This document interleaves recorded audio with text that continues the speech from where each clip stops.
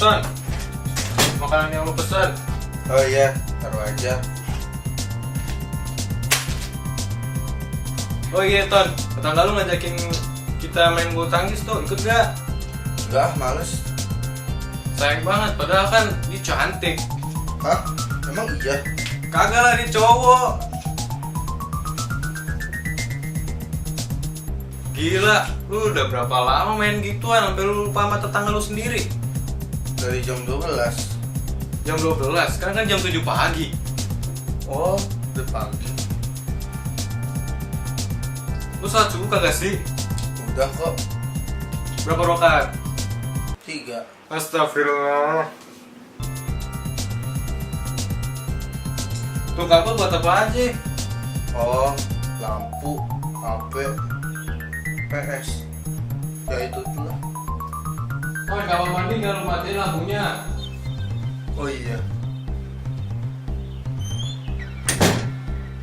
Ton, besarnya lu kurangin gaya hidup lu ini deh. Gak sehat. Gue sehat-sehat aja kok. Masa? Lihat badan lu. Oh iya. Terus gimana dong? Coba mulai dari hemat listrik dulu, terus olahraga pagi, jangan lupa sholat.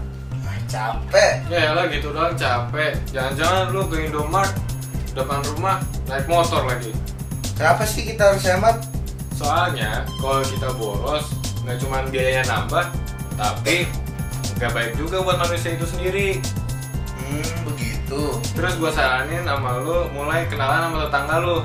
Emang kenapa? Kalau kita nggak komunikasi sama orang lain, nanti kita susah di masa depan. Oh begitu. Ya udah, mulai sekarang gue coba kurangin main gadget deh. Terus banyakin ngomong sama orang. Siapa tahu gue jadi pengusaha sukses. Nah, gitu dong. Tapi jangan lupa sholat, kan nggak enak kalau sukses nanti masuknya neraka juga.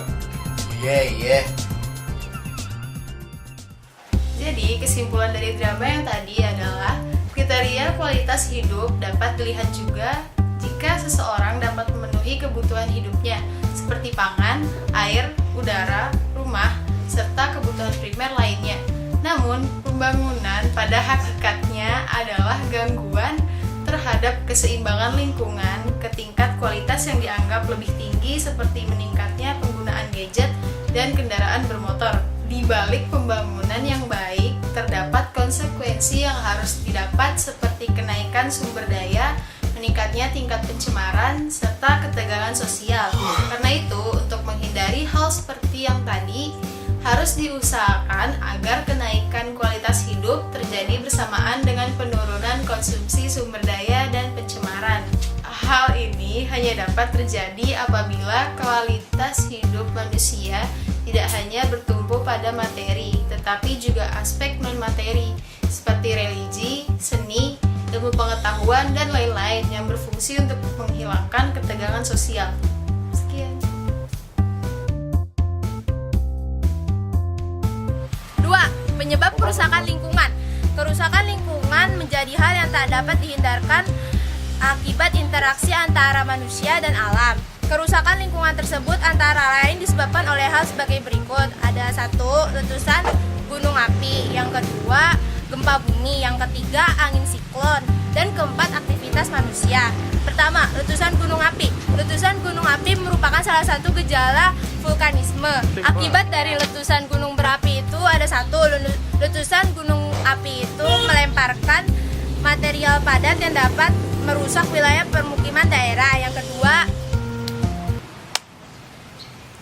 kedua, hujan abu vulkanik yang menyertai letusan dapat menyebabkan gangguan pernafasan, juga membatasi jarak pandang. Yang ketiga, aliran lahar dapat menyebabkan pendangkalan sungai dan banjir. Yang keempat, gas vulkanik yang mengandung racun dapat mengancam keselamatan. Yang kelima, lava panas yang mengalir keluar akan merusak dan mematikan apa saja yang terdapat di sekitarnya. Yang keenam, awan pirostatik panas yang berhembus dengan kecepatan tinggi dapat membunuh makhluk hidup. 3. Gempa bumi. Gempa bumi merupakan getaran pada lapisan permukaan bumi yang bersumber dari lapisan kerak bumi bagian dalam. Pada saat gempa bumi berlangsung, dapat terjadi beberapa peristiwa alam sebagai berikut. Yang pertama, banjir akibat rusaknya tanggul bendungan. 2. Gempa thrust fault yang terjadi di dasar laut dapat menyebabkan tsunami yang melanda daerah pantai. Yang ketiga, tanah di pemukiman merekah dan dapat menyebabkan jalan raya terputus. Yang keempat, akibat guncangan yang hebat dapat terjadi tanah longsor. Yang kelima, gempa dalam skala besar dapat merobohkan berbagai bangunan. Yang keenam, dapat terjadi kebakaran akibat hubungan arus pendek. Yang ketiga ada angin siklon. Angin siklon adalah pusat tekanan udara rendah berupa angin ribut atau angin puting beliung. Angin siklon ini terdapat dua jenis. Nah, yang pertama ada siklon di daerah lintang sedang dan siklon di daerah tropis. Angin siklon ini juga terdapat 3 tipe, yaitu ada siklon tropis, biasanya terjadi di permukaan laut. Yang kedua ada siklon gelombang, terjadi di daerah lintang sedang dan lintang tinggi. Yang ketiga ada tornado, banyak terjadi di Amerika Serikat dan merupakan jenis siklon yang sangat kuat. Nah, yang keempat ada aktivitas manusia, yaitu ada kerusakan hutan dan pencemaran lingkungan. Yang pertama, kerusakan hutan. Hutan adalah paru-paru dunia yang dapat menghasilkan oksigen yang dibutuhkan oleh berbagai makhluk hidup. Nah, secara rinci, hutan memiliki fungsi: 1. Memproduksi hasil hutan, 2. Mengatur siklus air di bumi, 3. Mengatur kesuburan tanah, 4. Sebagai daerah resapan air, yang kelima, habitat hewan dan tumbuhan. Bentuk kerusakan hutan yang diakibatkan oleh kegiatan manusia antara lain: yang pertama, pengalihan fungsi hutan sebagai lahan pertanian, permukiman, dan lokasi pertambangan. Yang kedua, pemanfaatan sumber daya hutan secara berlebihan. Nah, dari kegiatan manusia yang tadi ada akibat-akibatnya. Nah, yang pertama, kepunahan jenis hewan dan tumbuhan.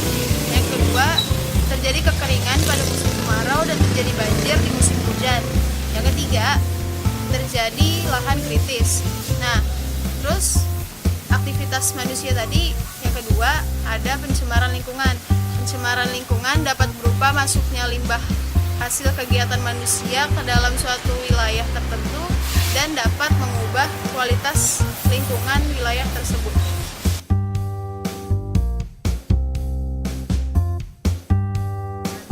Menurut Undang-Undang Nomor 32 Tahun 2009, berarti suatu kadar atau batas makhluk hidup, zat, energi, dan komponen yang ada atau harus ada dalam suatu sumber daya alam sebagai unsur lingkungan hidup. Kriteria baku mutu adalah hasil dari pengolahan ilmiah yang akan digunakan untuk menentukan apakah kualitas air dan atau udara dapat digunakan sesuai dengan objektif penggunaan.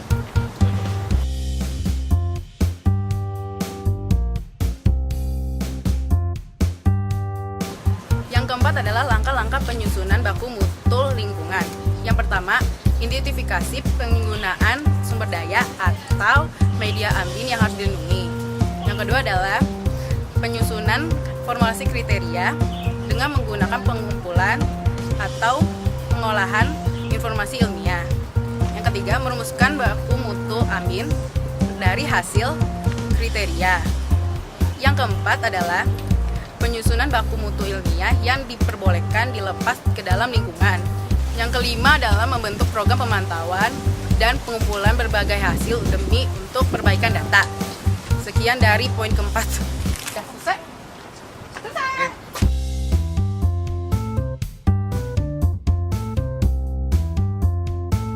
Yang pertama adalah baku mutu air.